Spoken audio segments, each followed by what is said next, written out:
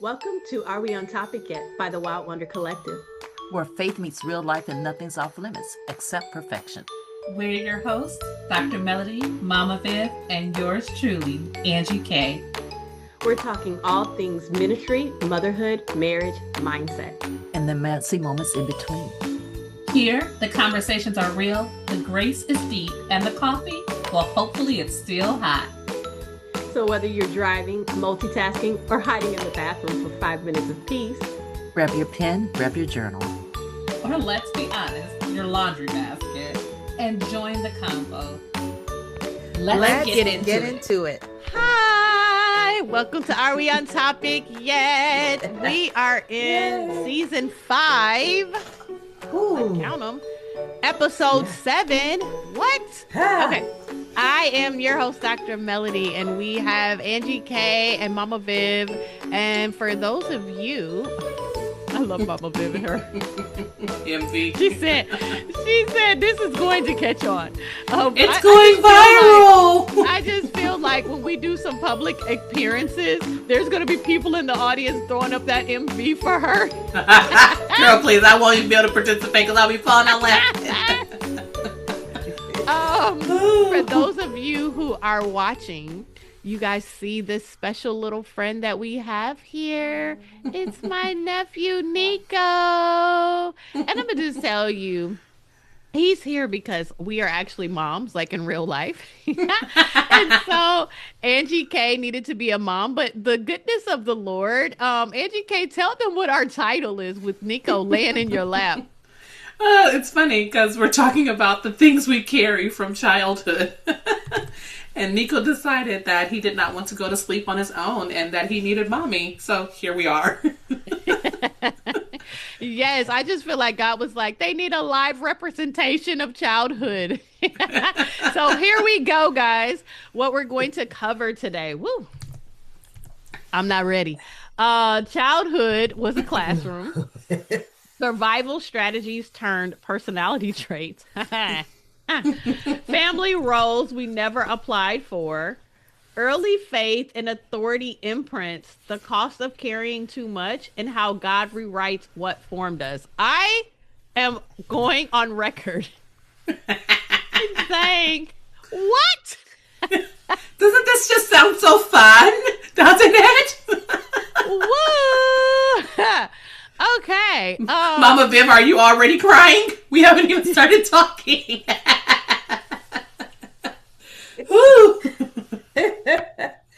Here we go. All right.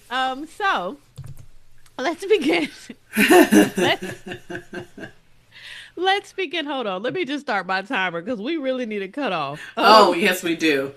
And you cut it directly at 30 minutes. I don't care where we are. Whatever y'all got at that 30, it's done. Okay. All right. So let's begin with childhood was a classroom. Y'all, what did we learn from childhood? I will start with, and it's just, I actually was not thinking about this when I reviewed the notes, but just because we started and we were laughing, we learned laughter as a coping mechanism. Ooh. And if you notice, anytime we have a tough subject to talk about, we start laughing because it really has been a coping mechanism over our lifetime. I just thought that was really interesting. That's true. Yes. I mean, I literally can feel the tension in my shoulders with this topic. This is crazy. Sorry. Woo, deep breath, shake it off.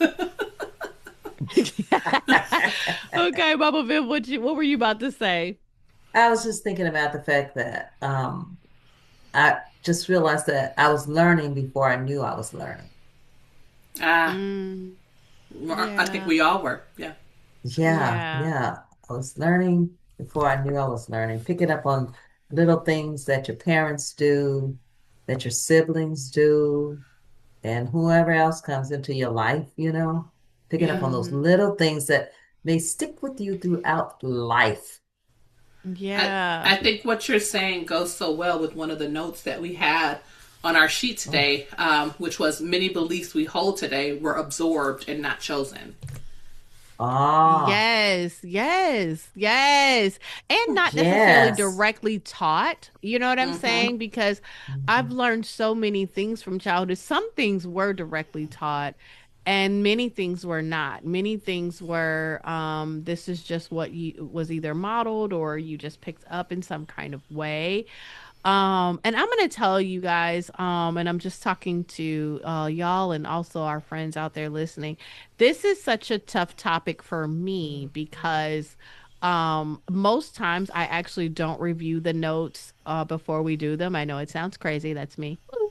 Okay. But this is probably one I should have done, not because I can't think, but because I feel It's like emotional. I am going to bleed all over people. And Mm. I don't believe in bleeding all over people. I believe in bleeding in private and then patching myself up and giving you a polished product. Um, but here's the thing about it. I feel like if this is the way it played out, this is the way God wanted it because he is trying to get me to stop being so polished Mm-hmm. and show myself authentically. But that's what makes me so uncomfortable with this topic. I feel like I haven't packaged it well and I need to package it before I present it. That's so That's probably interesting. something else I learned in childhood. Go But ahead. No, it it's was actually. I yeah, did it learn is. that in It childhood. is. It's definitely Whoa. something. Yeah, because I learned the same Yes. thing.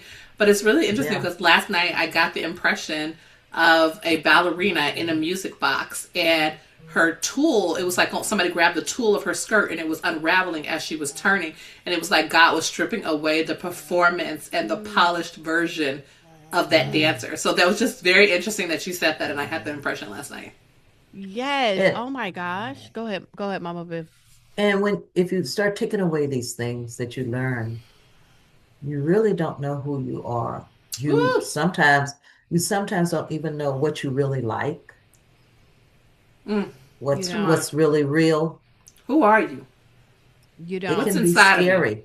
It can be It scary. it is one of the most uncomfortable things of unlearning Mhm. these Yeah. habits that we have picked up in childhood.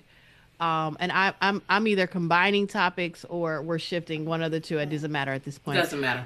Because because the next topic is survival strategies turned Well, personality traits. But that's my thing about this is the stuff that we're talking about for me was survival. This is how you survive. Ooh, I love his snoring. I know it's so Oh funny. goodness, you better sleep, Nico. But who did you learn and that listen, from? listen, I feel like he's demonstrating the imperfection package and saying, look, I don't have to perform. This is how I sleep. Y'all better I'm take it. tired and I'm snoring.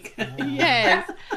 Um, but yeah, I feel like it that is or has been survival for me to pre-package, right, and make sure that it is in a package that you want to receive and swallow and be okay with. You know what I'm saying? Mm-hmm. Mm-hmm. Yeah, it's like I don't know, when you have that prepackaged person, to me it's almost like saying, I don't like who I really am if you see Ah. Woo. me the way I really am. I maybe that's what it's saying. Maybe I actually think it's something wrong with who I really am. Yeah, yeah. Mm-hmm. You absolutely. Or maybe my childhood told me something is wrong with who I Yes. actually am. You know. Yes. I love that because I was going to say, I actually think it has a lot to do with also feeling like you're not going to think that I am right or you're going to think something is wrong with me. And I think Mm-hmm. it's honestly that combination of things that we are talking Yes. about right here, where it's like, there is, I have to become this false version of myself, right? And this is a theory, y'all. Mhm. I mean, there's a whole theory on this, Carl Rogers self theory, if you want to look it up. But it's literally saying like I need to make sure that I am inauthentic in my presentation in some kind of way to make sure that I'm okay with me, you're okay with me, because that's what my childhood told me. You know what I'm Yeah. saying? Yeah. And God is like pulling that tool of the ballerina and Uh saying, huh. "No, I need you to be fully you.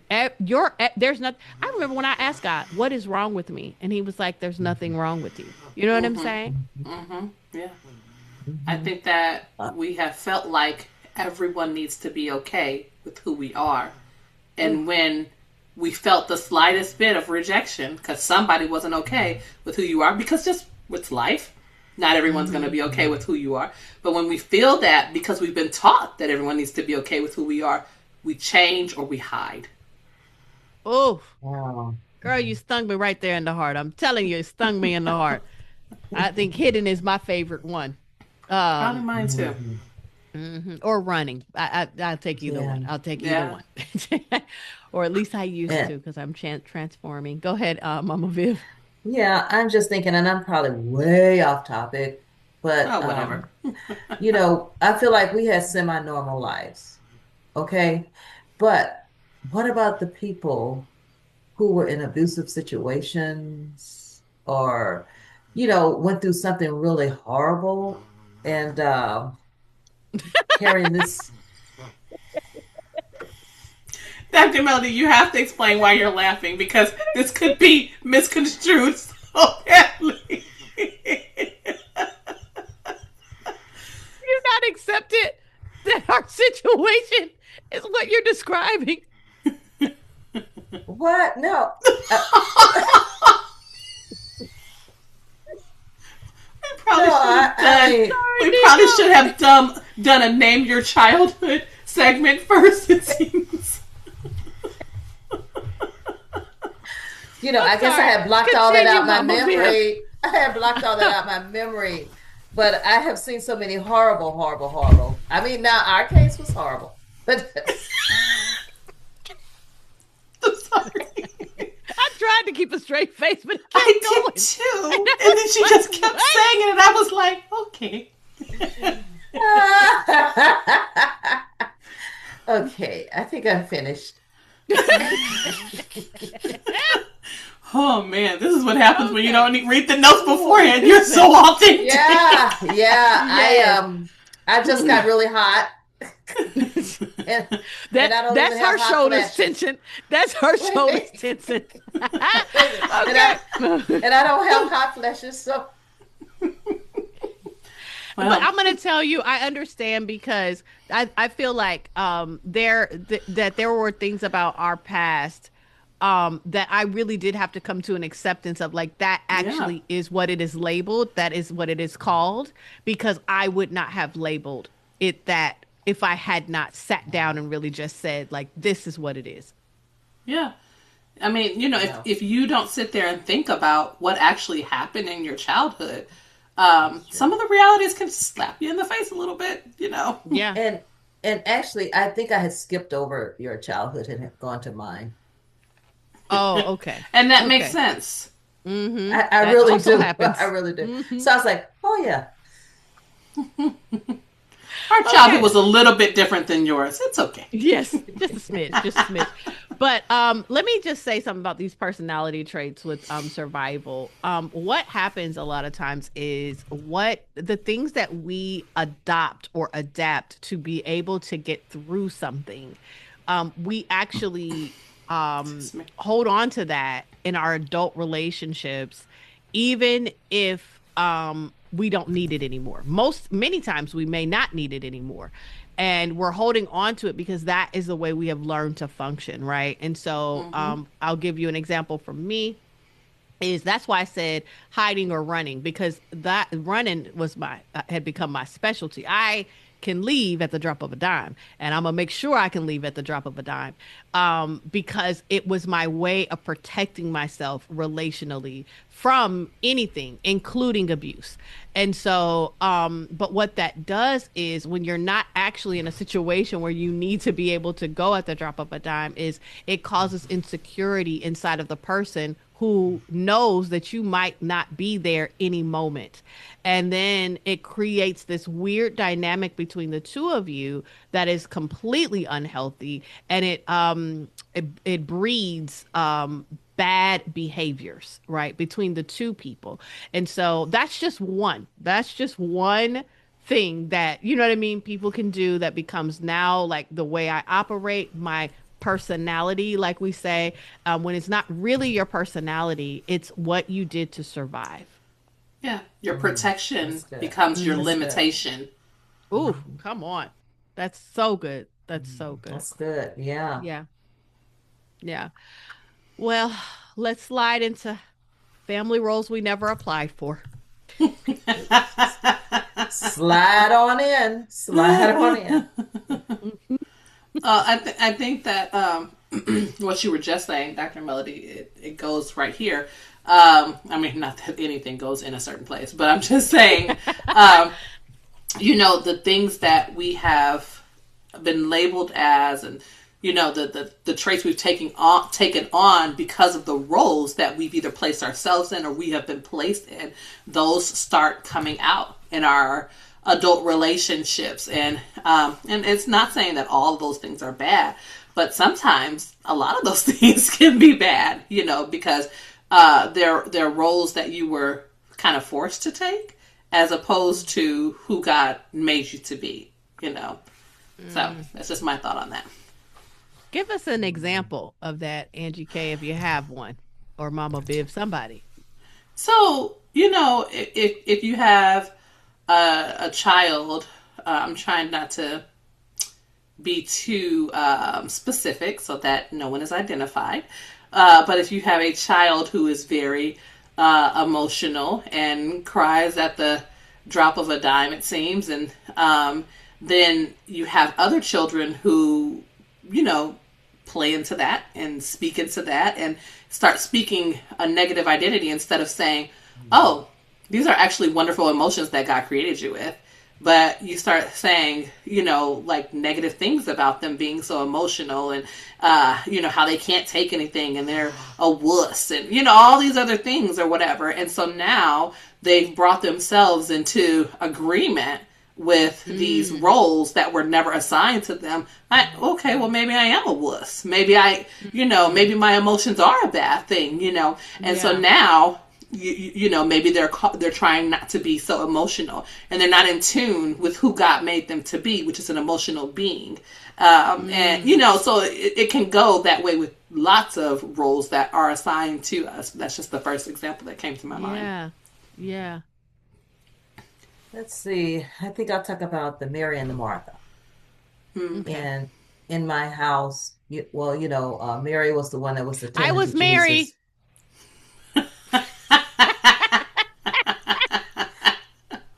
I'm sorry. Go ahead, Mama Biv. In my other house, and Martha was the one that was always busy doing things. And so in that house, I was Mary. Oh. In all the houses you've been married. So want to know how I know? Call me Martha. No. Guys, don't listen to them. I took after Mama Viv. I'm also Mary. I'm Mary number 2. No, wait. And y'all just pray for poor Martha, huh? Y'all just pray.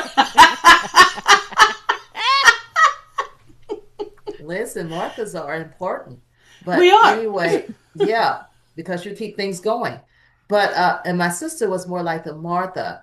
And I was the one that would usually talk out front and even at church and things like that. But my sister, she just had so much to give inside of her, not just cleaning up and stuff like that. She was a great speaker, a great everything. But I seemed to be always the one that would be put out front, So I was just thinking about that she was kind of assigned that role, but she could have been great in so many other things, even though she became greater and greater, I'm saying, but, she could have started out like that. But I guess somebody had to be the Martha. What?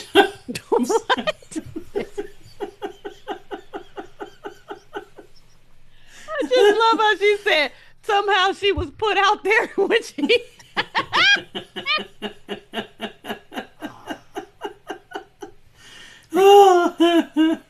I love this conversation.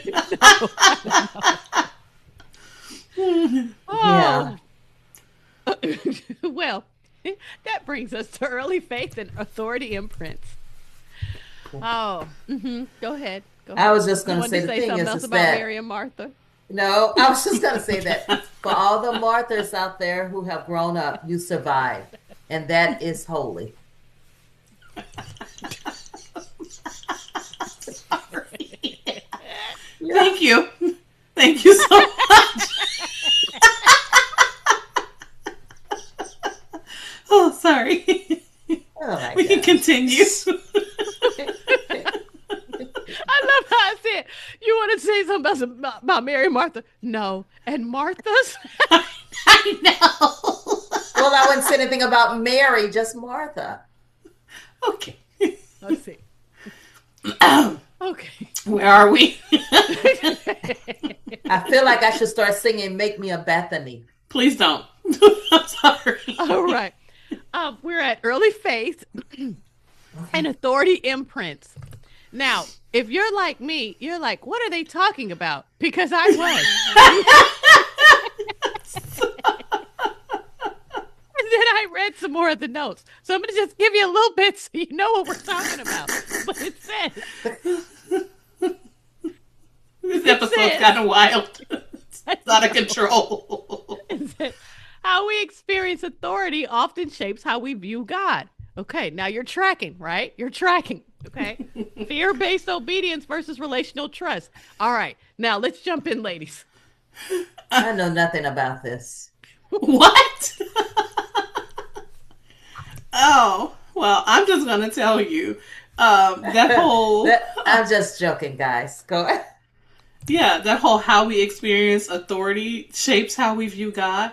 Oh Yeah. man, that is the truth. Listen. And I'm not saying anything about my parents, but I am gonna say I had to, listen. I'm sorry that you want to make this face, but it's just the truth.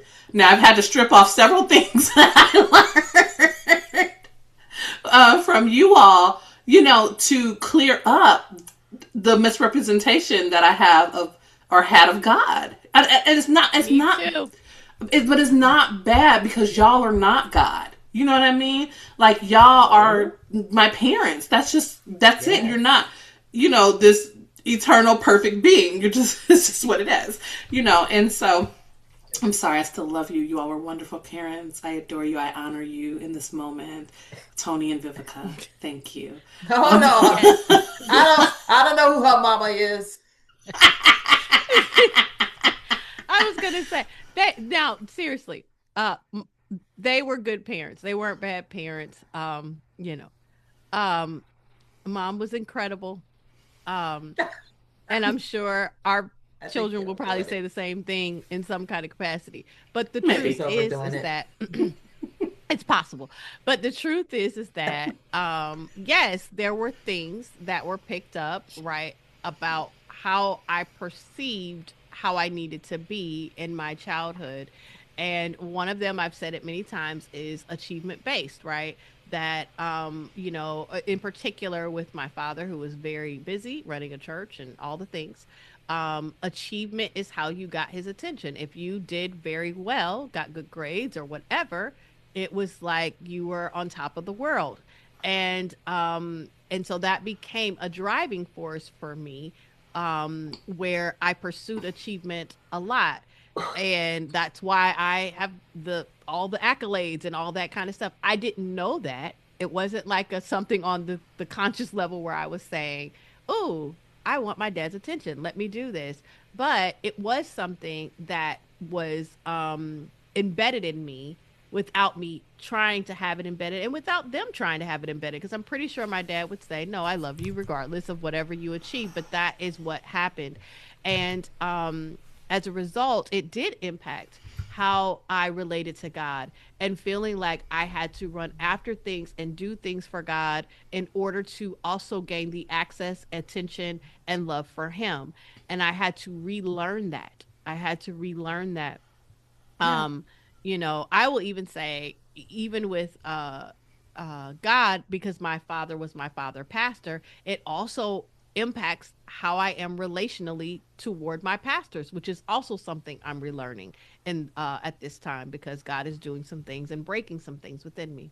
Go ahead, Angie K. I heard you Yeah. sliding in. No, I feel like I have like almost the same side of the coin, because you're talking about achievements, and I picked up perfectionism, because I felt like I had to look perfect and be perfect, because that just to me was the image that our family gave. We gave this image of perfect, and so that was just kind of embedded in me. And so when I found imperfections in myself in relation to God, I didn't know what to do with that, because that was not okay. That was shameful, and so it felt like something that I needed to hide. It was like a garden moment. You put on the animal skin, and the Lord says, well, who told you you were naked? Why do you have that on? And it was like, well, who told you needed to be perfect? Why are you hiding that you're not perfect? And that is one of the things that I picked up about, God and his relationship with me. And that was something that had to be, fixed. Yeah. Oh, I thought you were going to say something. I was just going to say, I think the way you look came more from, instead of from God, was because I used to be in modeling. And I, like for things to look really good. I'm sorry. I keep trying to hold it together. Like, say more. Connect the dots for us. No, I'm just running it through my mind, you know what I mean? Because I feel like that was one of the reasons it was so important to me, how people look, more than a show, but more just, I just like things to look good. Is that why you didn't want me to part my own hair? What? You needed it to be perfect. Not perfect, just okay. Oh my goodness! If you're on here and you used to do Angela's hair at the hair shop, you know exactly what I mean. I was expressing my individualism that God is okay with. Now, that brings us to the cost of carrying too much. I have a question. Is our time up yet? We have 6 minutes. Keep talking, lady. I think this is a get back at parents session. No, never. Oh, okay. Now let's talk about the cost of carrying too much. Because I care too much. Yes, I think that's part of the cost, that the parent starts feeling guilty, but it's not. It's really not on them. Well, you just yeah. Carry on. Okay. I think my favorite note that stood out in this section to me was the grief of realizing how young you were, and it really, when I actually was writing that note, that was one of the things that made me cry when I was writing the notes, and I just realized, dang it, try not to cry now, but I just realized how much was put on me at such a young age, and it's just, it's a lot. I'm sorry. You don't have to apologize. It's just, when you think about it, when our family separated, I was about to turn 10. And that's so young to carry all the burdens, and to carry all the mistakes and traumas that we had to face at that age. And that's actually something that I talked about with one of my counselors. And we talked about how, because my oldest brother is 7 years older than me. And we talked about how he got to have a dad for his entire life. But I didn't, because I wasn't that age. He was almost grown, and so I'm the youngest in our family, and so every one of my siblings got to have a dad for longer than I got to have a dad. And I'm not saying my dad doesn't exist, y'all. He exists, but I'm just saying we didn't live in the house with him anymore. It's it's just the whole thing. But it was different.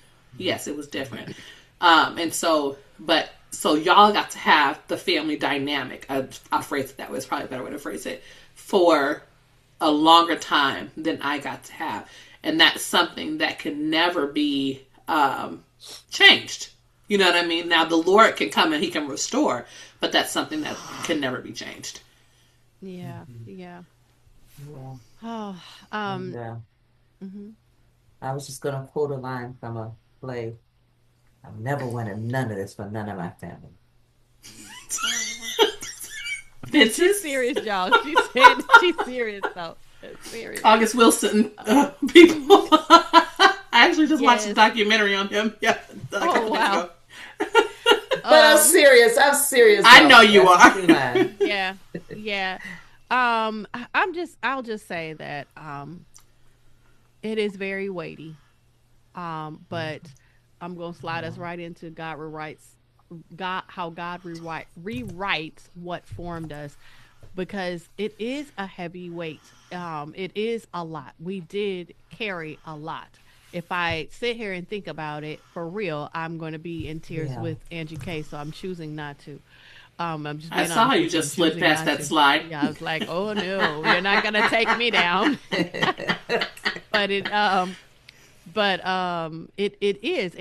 is and it was. And let me just say, if you are someone who was listening from our past, who was a part of the trauma that occurred in our household in any kind of capacity, we are not holding angst against you. We are not trying to call you out. This is not about making you feel guilt or shame or whatever for what was caused.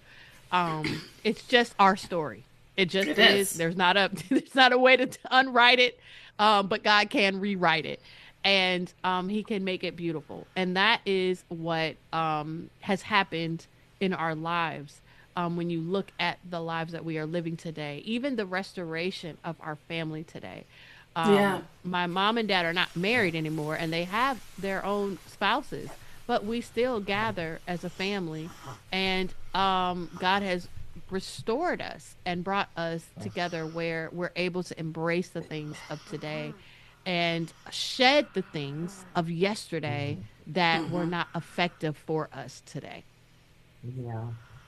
And I'm going to just say the scripture that says, behold, I make all things new, Revelations 21:5. And I had to write this sentence down because I wanted to say it just like I was getting it. But God heals at the root, not just the fruit. Okay. And so then that's Him making all things new, but we have to accept the newness. Okay. He's there to do it, but we have to accept it. Yeah. I am a huge product of God rewriting the story. I'm telling you, I am a huge product of that, because a huge section of my life was formed by anger.